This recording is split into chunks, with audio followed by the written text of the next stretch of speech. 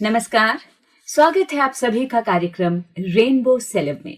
मैं हूं आपकी दोस्त विनीता बेदी और आज के कार्यक्रम में हमारे सेलिब्रिटी हैं भारतीय रंगमंच निर्देशक और नेशनल स्कूल ऑफ ड्रामा के पूर्व निदेशक पद्मश्री से अलंकृत श्री राम गोपाल बजाज जी।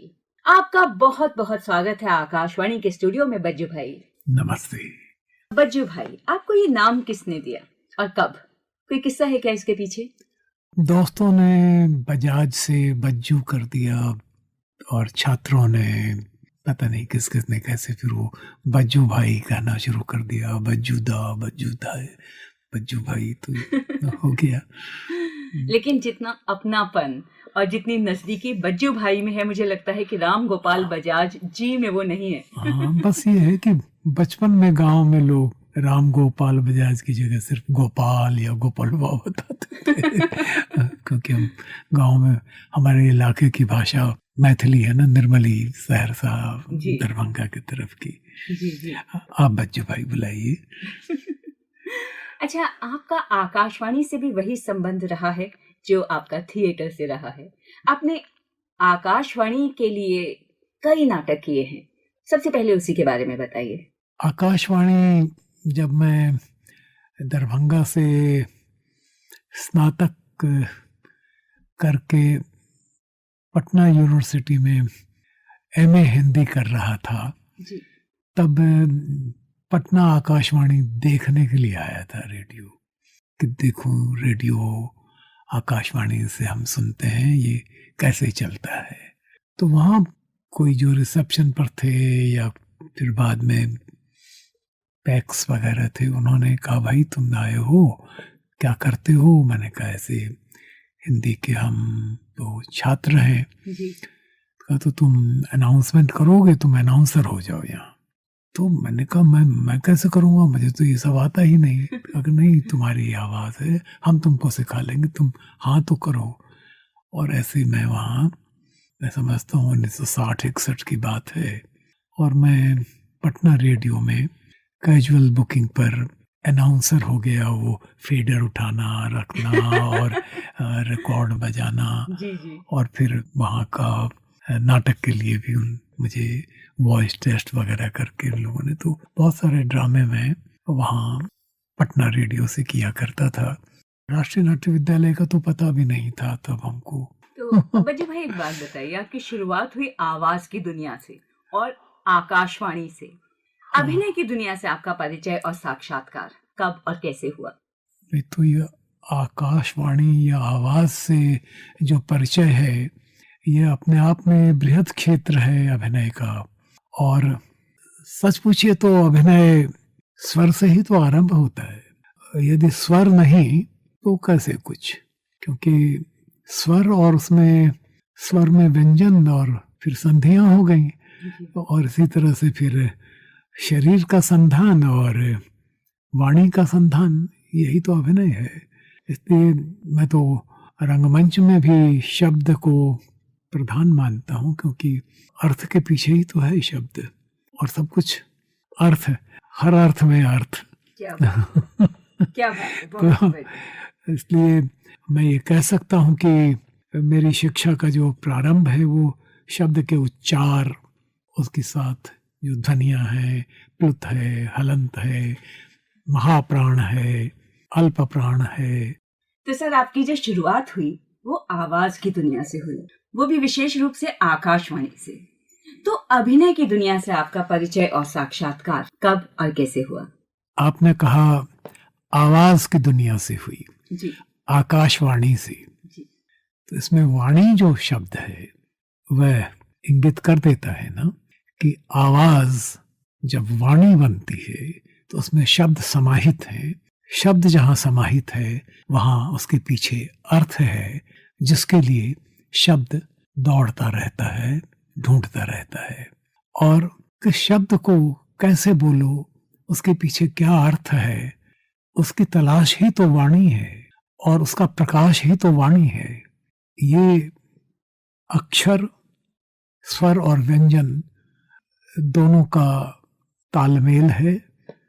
इसकी शिक्षा हमें आरंभ से, बचपन से मिली। हमारे जो भी गुरु शिक्षक थे जो कविताएं हम पढ़ते थे, जो गद्य पद्य पढ़ते थे, और जब आकाशवाणी में आए और देखा, और हम रेडियो के कार्यक्रम बचपन में सुना करते थे, तो कानों में जो ध्वनि आती थी स्पष्ट, उससे एक तरह का विस्तार, एक तरह का औदात्य मिला था, संगीत भी।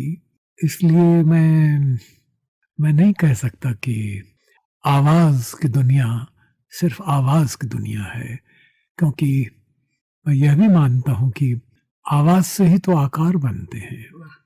क्योंकि यह भी तो सुना है, नाद ब्रह्म, और सृष्टि का आरंभ दृश्य से नहीं है, स्वर से है।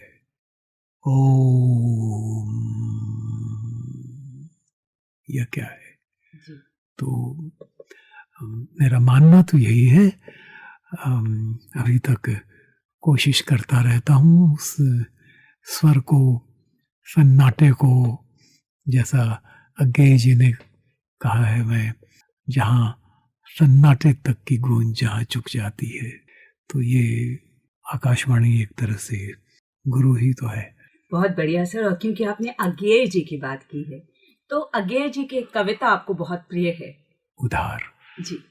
हाँ, मैं अक्सर कुछ कुछ अपने साथ रखता हूँ, और आज जाने क्यों ये कविता मेरे पास है, अब कहो तो मैं सुनाऊं। बिल्कुल सर। उनकी स्मृति को प्रणाम करते हुए। सवेरे उठा तो धूप खिलकर छा गई थी, और एक चिड़िया अभी अभी गा गई थी। मैंने धूप से कहा, मुझे थोड़ी गरमाई दोगी उधार? चिड़िया से कहा, थोड़ी मिठास दोगी? मैंने घास की पत्ती से पूछा, तनिक हरियाली दोगी तिनके की नोक भर? शंख पुष्पी से पूछा, उजास दोगी किरण की ओक भर? मैंने हवा से मांगा थोड़ा खुलापन, बस एक प्रश्वास, लहर से एक रोम की सिहरन भर उल्लास। मैंने आकाश से मांगी आंख की झपकी भर असीमता, उधार। सबसे उधार मांगा, सबने दिया, यूं मैं जिया और जीता हूं। क्योंकि यही सब तो है जीवन। गरमाई, मिठास, हरियाली, उजाला, गंधवाही, मुक्त खुलापन, लोच, उल्लास, लहरिल प्रवाह, और बोध भव्य निर्व्यास निस्सीम का। ये सब उधार पाए हुए द्रव्य। रात के अकेले अंधकार में सामने से जागा, जिसमें एक अनदेखे अरूप ने पुकार कर मुझसे पूछा था, क्यों जी, तुम्हारे इस जीवन के इतने विचित्र अनुभव हैं, इतने तुम धनी हो, तो मुझे थोड़ा प्यार दोगे उधार, जिसे मैं 100 गुने सूद के साथ लौटाऊंगा, और वह भी 100 बार गिन के, जब जब मैं आऊंगा। मैंने कहा, प्यार उधार? स्वर अचकचाया था, क्योंकि मेरे अनुभव से परे था ऐसा व्यवहार। उस अनदेखे अरूप ने कहा, हाँ, क्योंकि यही सब चीजें तो प्यार हैं। ये अकेलापन, ये अकुलाहट, ये असमंजस, अचकचाहट, आर्त अनुभव, यह खोज, यह द्वैत, यह असहाय विरह व्यथा, यह अंधकार में जागकर सहसा पहचानना कि जो मेरा है वही ममेतर है, यह सब तुम्हारे पास है। तो थोड़ा मुझे दे दो उधार, इस एक बार मुझे जो चरम आवश्यकता है। उसने यह कहा। रात के घुप अंधेरे में मैं सहमा हुआ चुप रहा, अभी तक मौन हूं। अनदेखे रूप को उधार देते मैं डरता हूं। क्या जाने यह याचक कौन है? अद्भुत, बेमिसाल। अभी जो कविता आपने सुनाई, आपकी अभिनय शैली उसमें निकल कर आई है। एक निर्देशक की दृष्टि से, एक अभिनेता की दृष्टि से जो कविता का वाचन आपने किया, मानो ये कविता स्वयं साकार हुई थी। बजी भाई, आम तौर पर माता पिता, परिवारजन एक सुरक्षित भविष्य, नौकरी, बंधी बंधाई परिपाटी की जिंदगी को ही तरजीह देते हैं। आपके थिएटर में आने के फैसले का क्या किसी ने विरोध नहीं किया, या फिर आपको पूरा सपोर्ट मिला घर वालों का अपने इस निर्णय के लिए? नहीं, नाटक की शिक्षा लेने के लिए तो आज भी शायद घर वालों का सपोर्ट लोगों को कम ही मिलता हो, क्योंकि नाटक करना एक तरह से पेशा तो है ही नहीं। और नाटक में आपने शिक्षा भी ले ली तो नाटक, अब कुछ विश्वविद्यालयों में यहाँ वहाँ डिपार्टमेंट्स खुले हैं, लेकिन विषय कहाँ है पढ़ाने के लिए, पढ़ने के लिए। और हमारे समाज में अभी भी इसकी चेतना नहीं आई है। वो होली, दिवाली, दशहरे, वसंत पंचमी पर नाटक खेले जाते हैं और वो पेशेवर नाटक नहीं। और वो सीजनल ड्रामा हम लोगों ने भी देखे अपने गांव में, सुल्ताना डाकू या नौटंकी कंपनियां वगैरह आती थी। उसके बाद तो सिनेमा आ गया, फिर टेलीविज़न आ गया। तो अब टेलीविज़न की वजह से ज़रूर थोड़ी सी स्वीकृति अभिनय वगैरह को मिली है हमारे मध्यवर्गीय समाज को, कि भाई टेलीविज़न में बच्चा जाएगा तो बहुत बड़ा स्टार हो जाएगा, बहुत कमाने लगेगा। वरना सांस्कृतिक दृष्टि से नाटक को एक पेशे के रूप में नहीं अपनाया गया और हमारी शिक्षा का हिस्सा नहीं बना। इसमें आपको पिछले 1000-1500 साल के इतिहास का अध्ययन करना पड़ेगा, उसका विश्लेषण करना पड़ेगा, जो अभी बहुत जोखिम भरा भी हो सकता है।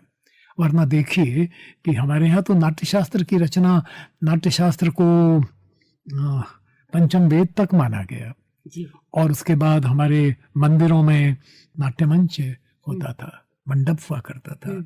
और अब हमारे यहाँ नाट्यमंच नहीं बनते। कहाँ है? आपकी कॉलोनीज बनती है, सब कुछ अनिवार्य होता है, लेकिन एक नाटक घर भी होना चाहिए बच्चों के लिए, बड़ों के लिए। कहाँ है? अब नेशनल स्कूल ऑफ ड्रामा खुल गया, लेकिन सारे क्षेत्रों में कहाँ है?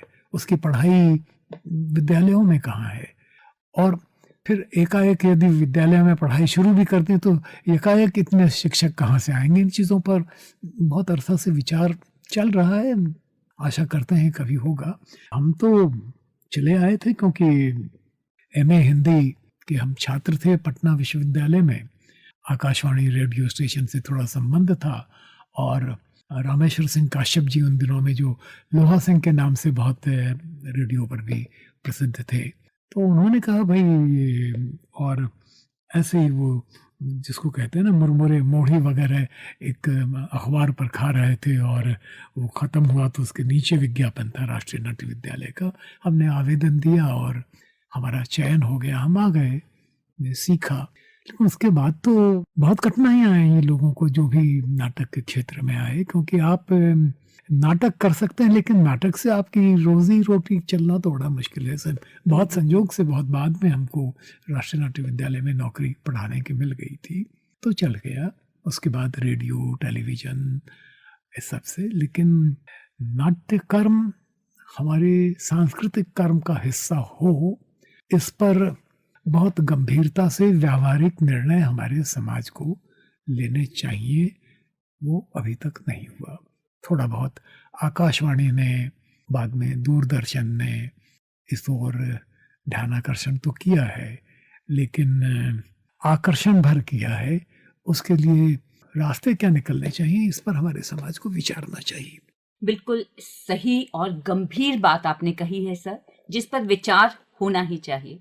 अच्छा, इसी से जुड़ी एक बात मैं जानना चाहती हूँ। अक्सर थिएटर के कलाकार फिल्मों की ओर रुख करते हैं।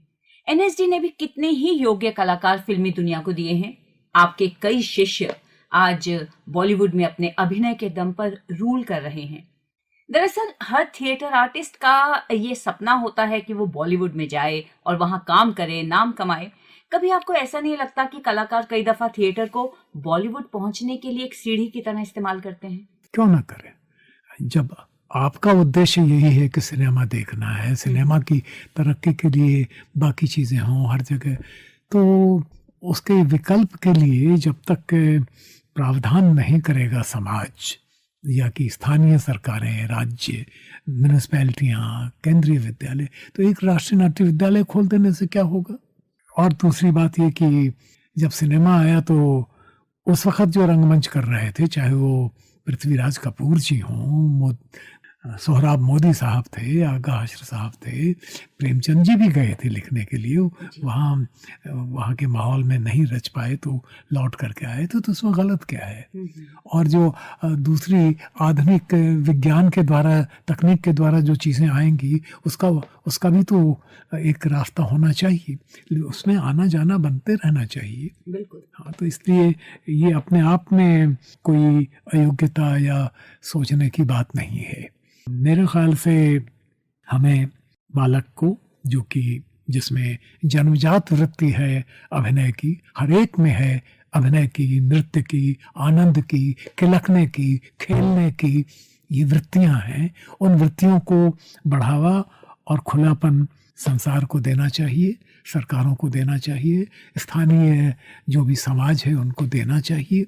नहीं देंगे तो हम उन बच्चों को राक्षस बनाएंगे। सिर्फ कंपटीशन और सिर्फ फायदे और नफा नुकसान, क्या भौतिकता ही है क्या सब कुछ? यदि सिर्फ भौतिकता के लिए है तो फिर मुझे इसमें नहीं कुछ कहना। नहीं, यानी आपने बात तो बिल्कुल सही कही है कि मशीनीकरण से बचने के लिए कला और संस्कृति को आत्मसात किया जाना बहुत आवश्यक है। और सिनेमा और रंगमंच का तो स्वाभाविक संबंध है, क्योंकि सिनेमा भी तो आदमी के मन के बारे में ही बात कर रहा है, रंगमंच भी आदमी के मन, उसकी कल्पना, उसकी स्मृतियाँ, उसकी अनुभूतियाँ, उसके जो द्वंद्व हैं उसके बारे में करेगा। वो साक्षात करेगा, वहाँ आप पर्दे पर करते हैं, यहाँ आप टेक्नोलॉजी के द्वारा हवा से, आप यहाँ से ऑनलाइन बात कहीं से कहीं पहुँचा देते हैं। तो यह भी होना चाहिए। और ये होने का अर्थ ये थोड़ी है कि जो दो साक्षात जीवन है कभी आपस में मिले नहीं, बातचीत ना करें। और जिस दिन ऐसा हो जाएगा तो आदमी कहाँ रह जाएगा, सिर्फ ऑनलाइन आदमी रहेगा। बज्जू भाई, जो लोग ये कहते हैं कि थिएटर को दर्शक नहीं मिलते या लोग नाटक देखने नहीं आते, यकीनन उन्हें आपका निर्देशित नाटक देखने आना चाहिए, अगर वो लकी होंगे तो। ये मैं इसलिए कह रही हूँ कि अगर वो वाकई लकी होंगे तो उन्हें आपके नाटक की टिकट भी मिल जाएगी। ये बताइए कि लोगों के मन में थिएटर को लेकर ऐसी भ्रांति क्यों है कि लोग देखने नहीं आते? अब इसका जवाब मैं नहीं दे सकता। मैं तो समझता हूँ कि अगर नाटक अच्छे हों और जगह हों और लोगों को सूचना हो जी, तो लोग देखते हैं, देखने आते हैं। ये बात मैंने कही ही इसीलिए है कि अभी पिछले दिनों आपने एक नाटक निर्देशित किया, धर्मवीर भारती जी का लिखा हुआ अंधा युग।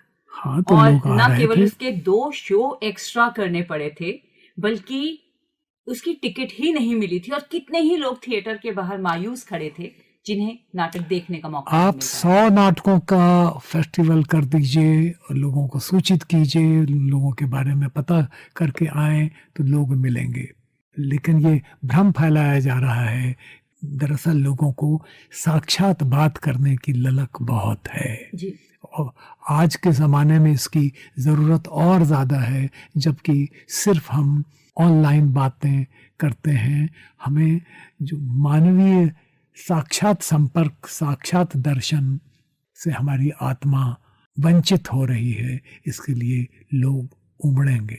अच्छा, ये बताइए, क्या वाकई लोग प्रसिद्ध निर्देशक या अपने पसंदीदा कलाकारों को देखने के लिए खींचे चले आते हैं थिएटर की ओर, या फिर नाटक की कहानी उन्हें बांधती है? सब कुछ मिल कर के ही होता है। अब सिर्फ नाटक बहुत बड़ा है और करने वाले नहीं होंगे ठीक, तो कैसे होगा? करने वाले बहुत ठीक होंगे और बेतुकी बात कर रहे होंगे तो कब तक कोई सुनेगा? जी, बिल्कुल सही कहा आपने।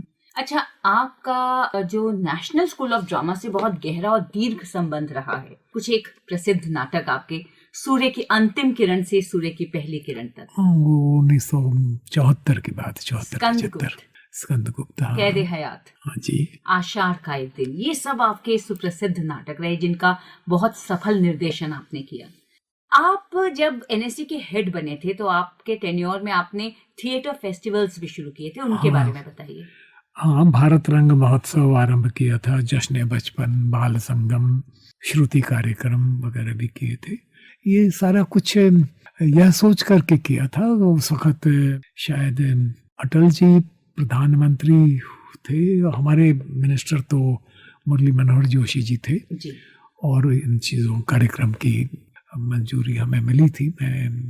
मैं उसके लिए बहुत खुश हूँ, लेकिन उसको और बढ़ना चाहिए और जगह होने चाहिए।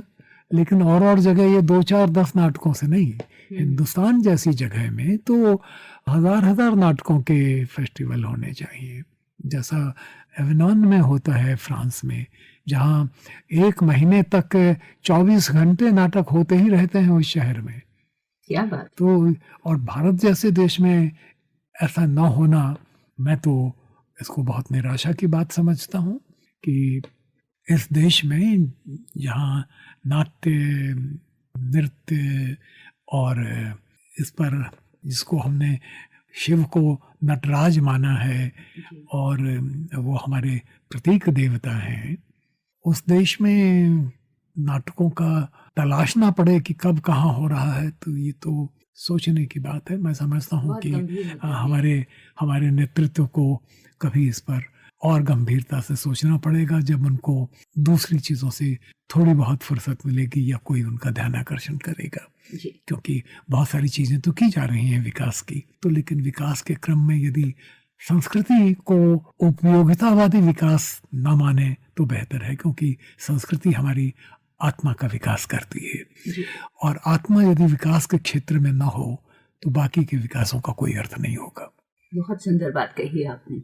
अच्छा, थोड़ा आगे बढ़ते हैं। आपने गिरीश कर्नाड के नाटक रक्त कल्याण का हिंदी अनुवाद किया था जी, जिसके कई सफल प्रोडक्शन भी हुए। अनुवादक की मुझे लगता है बहुत महत्वपूर्ण भूमिका होती है, क्योंकि मूल नाटक की आत्मा और चेतना को ज्यों का त्यों बरकरार रखना बड़ी जिम्मेदारी का काम है। आपका अनुभव इस विषय में क्या कहता है, और इसके अतिरिक्त आपने और कौन कौन से अनुवाद किए? मैंने बादल सरकार के नाटकों का अनुवाद किया है।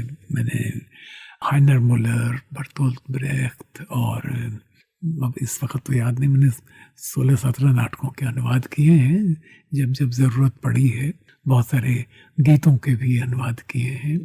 तो वह मेरा एक दूसरा पक्ष रहा, चूँकि मैं साहित्य और भाषा व्याकरण का विद्यार्थी रहा हूँ, इसलिए यह भी किया।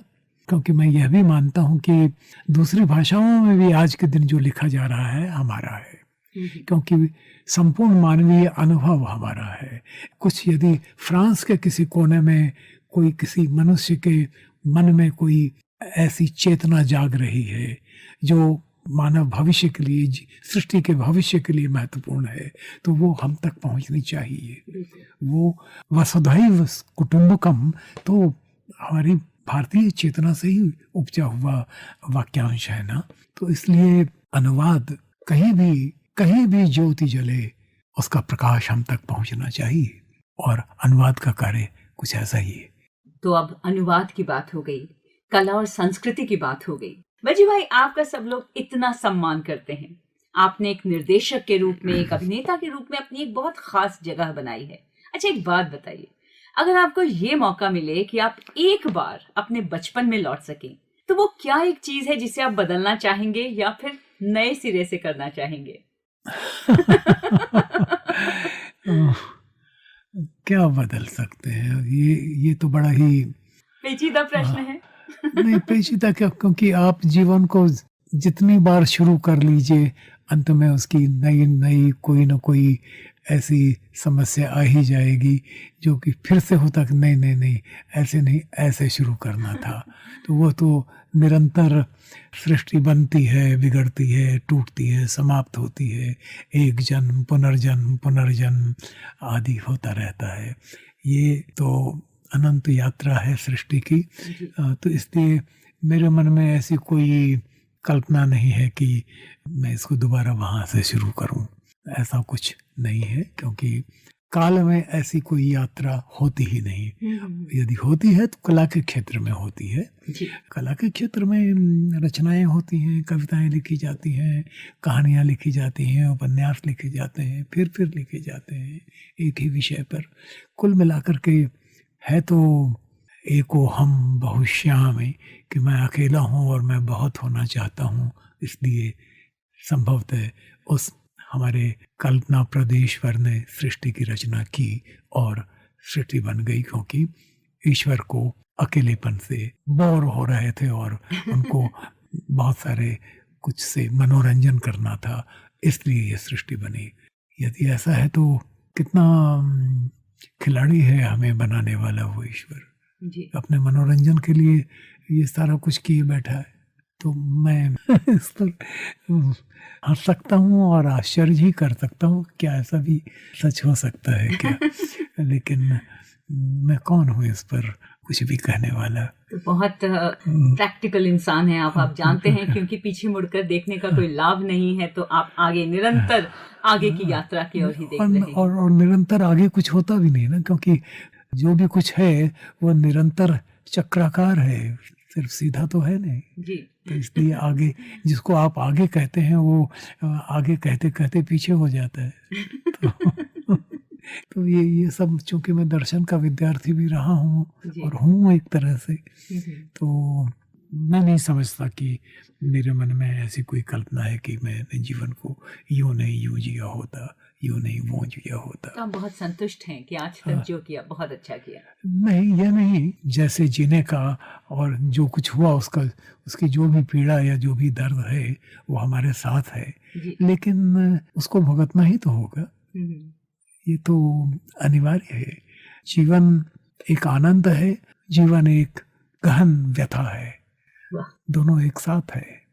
और आप न उस व्यथा से छूट सकते हैं, ना यदि आप में चेतना है तो उस आनंद से वंचित रह सकते हैं, क्योंकि आप विस्तार से जुड़े हुए हैं। उस विस्तार से भी जुड़ना चाहिए, और जो कुछ बीता है उसके साथ यदि आप संजीदा तौर पर जुड़े हैं तो पीड़ा होगी ही, करुणा होगी ही। और वो है ना महादेवी जी का, करुणामय को भाता है तम के पर्दे में आना, ओ नभ की दीपावलियों पल भर को बुझ जाना। बहुत सुंदर।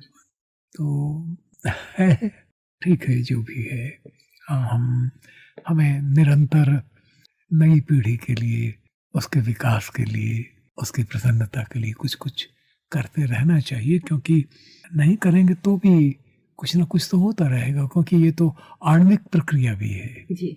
वो तो विस्फोटित होता रहेगा और पुनर्निर्माण होता रहेगा जी। तो हम उस प्रक्रिया के अंग हैं। ये जो आपकी बातों में सार्थकता की तलाश मिल रही है। बजी भाई एक बात बताइए, हर रोज जाने कितने युवा अपनी आंखों में फिल्मी जगत की चकाचौंध से भरे सपने सजाए अभिनय की राह चुनते हैं। बॉलीवुड में वो सब अपना करियर बनाना चाहते हैं, लेकिन हर रोज जाने कितनों के दिल टूटते हैं, उनकी राहें उलझती हैं, उनके सपने मरते हैं जब उन्हें सफलता नहीं मिलती। ऐसे युवाओं से आप क्या कहना चाहेंगे? बिल्कुल सपने देखते रहना चाहिए, और जैसे बहुत सारे लोगों को नेता बनने की चाह बनी होती है, कोई प्रधानमंत्री बनना चाहता है, कोई मुख्यमंत्री बनना चाहता है, कोई संसद का सदस्य बनना चाहता है, या अपने इलाके का पंच बनना चाहता है, तो ऐसे सपने उनके मन में है, क्यों नहीं होना चाहिए? हर एक को ये तो अधिकार है, और वो उनका एक स्वाभाविक आकर्षण भी है। और अभिनेता होने का आकर्षण तो मैं समझता हूँ जन्मजात है, बालक बालिका माँ बाप को, गुरु को, बड़ों को देखता है, उसकी नकल करता है, उसी से तो चलना फिरना सीखता है। बिल्कुल। और उनके झूठ को भी देखता है, और उसका सबसे बड़ा साक्षी तो बालक ही होता है। और सबसे पहला सच और झूठ वो अपने माँ बाप से देखता है, मतलब जो उसके आसपास होता है। तो ये एक स्वाभाविक प्रक्रिया है, और यह आकर्षण बहुत स्वाभाविक है, वैज्ञानिक भी है। जिस तरह से एटॉमिक विस्फोट होता है, जिस तरह से एटॉमिक का आकर्षण होता है, विकर्षण होता है, ग्रेविटेशन होता है, डिफ्लेक्शन होता है, तो वैसे ही जब सिनेमा में कोई आता है, एक साथ कई जगह देखता है, टीवी पर भी देखता है, रेडियो पर सुनाई पड़ता है, कहीं कहीं दिखाई देता है, तो वह भी चाहता है कि मैं भी देखूं। तो स्वाभाविक है। अब वह उस योग्य है कि नहीं, ये एक दूसरी तलाश है। ये हमारे समाज का शिक्षा और संस्कार हमने कैसे तैयार किए हैं, क्या दिखना चाहिए, क्या नहीं दिखना चाहिए, ये तो समाज शास्त्र के विषय हैं, जिस पर मैं समझता हूँ कि हाल में जो नई शिक्षा नीति वगैरह आई है, उसमें इन चीज़ों पर थोड़ा बहुत विचार तो हुआ। देखिए व्यवहार में क्या होता है, और ये सब होना चाहिए, और ये होता रहेगा, इसको आप रोक नहीं सकते।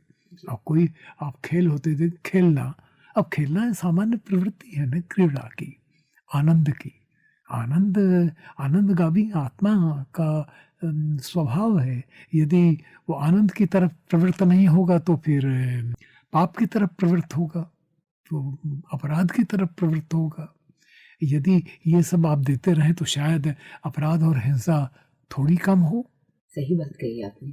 तो ये तो एक बहुत सुंदर उदाहरण दिया आपने कि अपराध और हिंसा, इसे रोकने का बहुत अच्छा तरीका है कि अपने विचारों की अभिव्यक्ति अभिनय के द्वारा की जाए। लेकिन एक आरोप जो आजकल अक्सर लगता है फिल्मों पर, वो ये है कि इतनी हिंसा को बढ़ावा दिया जा रहा है, या अभद्र भाषा का प्रयोग करके युवा वर्ग को गुमराह किया जा रहा है। इस पर आप क्या कहेंगे, जो सिनेमा की बिगड़ती हुई भाषा है? इस पर हम क्या कहेंगे, ये समाज कहे, जो रोकने वाला तंत्र है वह कहे। यदि ऐसा कुछ होता है तो इसको, और दूसरी बात, आखिर वो आता कहाँ से है? समाज से ही तो आता होगा ना। जो वो सिनेमा में अभद्र भाषा आ रही है, क्या वो अभद्र भाषा सिनेमा में जन्म ले रही है या समाज में जन्म ले रही है? क्या वो समाज में नहीं है, ऐसा कह रहे हैं आप?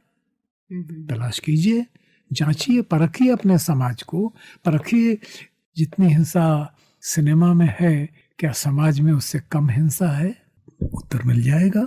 ये एक बहुत पेचीदा प्रश्न है कि क्या तो ये पेचीदा प्रश्न पर आप आई क्यों? नहीं, मैं इसलिए ये बात कह रही हूँ कि कई बार ये कहा जाता है कि फिल्में समाज का दर्पण है। क्या हमें वाकई दर्पण की आवश्यकता है?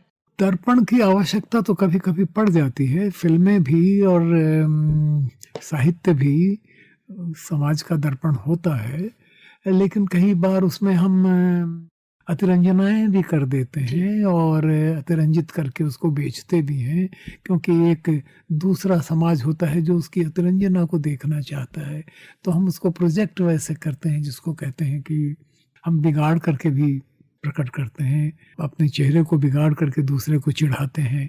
ये सब वृत्तियां भी तो मनुष्य में हैं। तो ऐसा नहीं होगा न, ऐसा तो मैं नहीं कह सकता, लेकिन उसके लिए जो हमारे पास उपकरण हैं, चाहे वो सेंसर बोर्ड है या समाज में ही दूसरे तरीके हैं उसको रोकने के, उसका विरोध होता है। कई बार जायज़ होता है, कई बार निजी छोटे छोटे स्वार्थों के कारण गुट बन जाते हैं, ये सब भी होता है। तो ये सारी बातें तो कला की नहीं है, वो हमारी समाज रचना, हमारी शिक्षा और दूसरी नीतियों की बातें हैं। नीतियों की बात की है, और जिसकी यह जगह नहीं। जी। बज्जू भाई, आपको अनेक सम्मान प्राप्त हुए हैं। थिएटर में आपके योगदान के लिए भारत सरकार ने आपको पद्मश्री से अलंकृत किया, संगीत नाटक अकादमी पुरस्कार आपको दिया गया, और मध्य प्रदेश सरकार ने आपको कालिदास सम्मान से नवाजा। आपकी प्रतिभा बेमिसाल है, ये तो कहने की आवश्यकता ही नहीं है। लेकिन आपके विचार में कलाकार के लिए पुरस्कारों का कितना महत्व होता है? क्या पुरस्कार किसी भी कलाकार की योग्यता का मापदंड बन सकते हैं? इसका उत्तर हाँ भी है और ना भी है। बहुतों को कई बार मिल जाता है, देर सवेर मिल जाता है, किसी को कम, किसी को ज़्यादा। इसमें इतने सारे फैक्टर्स हैं कि जिसके बारे में चर्चा करें तो उचित बात नहीं होगी। होने चाहिए, अब ये बढ़ावा है, खास करके युवा पीढ़ी के लिए तो बहुत ही आवश्यक है। लेकिन इन सम्मानों से ज़्यादा इस तरह के कार्यों के लिए उन मौक़ों की ज़रूरत है जिसके लिए आप सम्मानित कर रहे हैं। उसके लिए राशि हो या सुविधाएं हो काम करने की, वो होनी चाहिए।